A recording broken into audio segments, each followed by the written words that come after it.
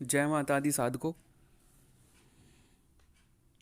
माला की उपयोगिता और उसके फेरने का नियम क्या होता है, ये मैं आपको बताता हूँ। किसी भी देवी देवता की उपासना में मंत्र का जाप या जप करने हेतु माला की जरूरत होती है। इन्हीं माला के द्वारा जप की संख्या याद रखी जाती है और मंत्र जपने के लिए आपके पास माला का होना अति अनिवार्य है। अगर नहीं है माला आपके पास तो आप करमाला यानी उंगलियों या पैरों से भी आप साधना कर सकते हैं। इसमें मैं आपको बता दूं कि हमें किस किस माला की क्या क्या माला की ज़रूरत होती है। सामान्य माला में हमारे पास 108 मनके अर्थात दाने होते हैं और एक सुमेरु होता है।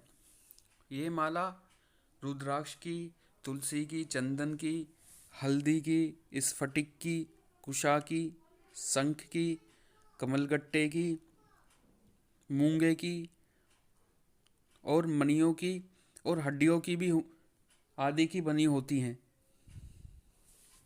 प्रत्येक मनके के बीच में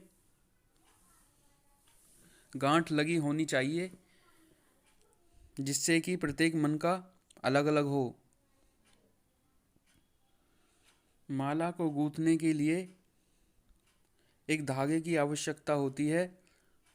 वो माला कोई भी हो सकता है। रेशमी धागा प्रयोग करें तो ज़्यादा अच्छा है। यह मन के साफ हों और स्वच्छ है, टूटे फूटे ना हो। मंत्र जप के लिए माला का पूरी तरीके से शुद्ध और प्राण प्रतिष्ठित होना चाहिए। जहाँ जहाँ पर जिस तरीके की माला का विधान बताया गया है उसी माला के साथ में वो साधना की जानी चाहिए, तभी ही उसका फल ज़्यादा मिलता है। वैसे हर एक पूजा के अंदर, हर एक साधना के अंदर रुद्राक्ष की माला चल जाती है। माला जपते समय माला का एक फेरा पूर्ण हो जाने पर सुमेरु तक पहुंचकर वहां से फिर उल्टी दिशा में जप प्रारंभ कर देना चाहिए। सुमेरु को लांघकर जप करना वर्जित है। हमेशा याद रखें कि सुमेरु को लांघना नहीं है। माला जपने के कुछ नियम होते हैं, जैसे कि जप करते समय मंत्र को आपको गुप्त रखना है, किसी को नहीं बताना। आपको लाल कपड़े के थैले में या कोई भी इस तरीके के थैले में या किसी कपड़े में या गोमुखी के अंदर माला को हाथ में रखकर जप करना चाहिए। खुली माला से जप करना वर्जित है। खुली माला से जप करने पर यक्ष, राक्षस, बेताल, पिशाच, सिद्ध और विद्याधर आदि प्रभाव ग्रहण कर लेते हैं या आपका जाप का फल वो प्राप्त कर लेते हैं। और माला कभी भी खुली हो तो उसका जाप आप नहीं करें, क्योंकि खुली माला से जप करने पर आपका ध्यान सुमेरु या माला की समाप्ति की ओर भी जा सकता है, जिससे विघ्न उत्पन्न होने की बहुत ज़्यादा संभावनाएं होती हैं। यदि आप साधना के अंदर सुबह जप कर रहे हैं तो आप माला को नाभि के सामने करके जप करें। अगर आप दोपहर में साधना कर रहे हैं तो हृदय के सामने माला का जप करें। और अगर आप सायंकाल या रात को आप जप कर रहे हैं तो मस्तक के सामने रखकर ये जप करना चाहिए।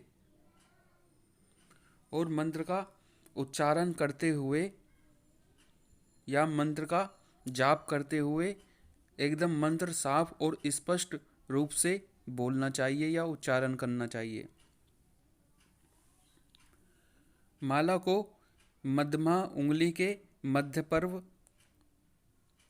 और अनामिका के मध्य पर्व पर रखें और अंगूठे की सहायता से प्रथम पर्व से एक एक मनके को एक एक मंत्र बोलते समय आगे बढ़ाएं। तर्जनी यानी सबसे छोटी उंगली माला में स्पर्श नहीं करें। जप के समय बातें नहीं करनी चाहिए। सुमेरु को उल्लंघन नहीं करना चाहिए। सुमेरु तक आप जैसे पहुंचते हैं तो हृदय की ओर से माला को घुमाकर पुनः जप आरंभ करें।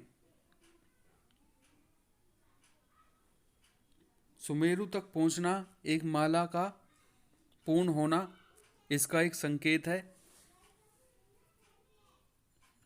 और सुमेरु का पे जप नहीं होता। माला घुमाते समय बाएं से दाहिनी ओर घुमाएं और माला को हाथ से गिरा देना या गिर जाना तो उस समय पूजा के समय या जप के समय उसका दोष होता है। अतः इसका विशेष आप ध्यान रखें कि माला को गिरने नहीं देनी। और जप के समय आप अपना मन एकदम प्रसन्न रखें, पूरी निष्ठा भाव रखें और स्वयं को अपने आप को साधना के योग्य समझें, जप के योग समझें और समर्थ समझें कि मैं ये साधना करने के योग्य हूँ और मैं ये साधना कर रहा हूँ। और अपने इष्ट के प्रति या जिसकी आप साधना कर रहे हैं उसके प्रति आपको पूरी श्रद्धा और विश्वास रखना है। अपनी श्रद्धा बना के रखनी है, तभी आपको साधना का लाभ होगा या उसका फल आपको प्राप्त होगा। जैसे जैसे आपके भाव होंगे उस तरीके से ही आपको फल प्राप्त होंगे। जय माता दी साधु को।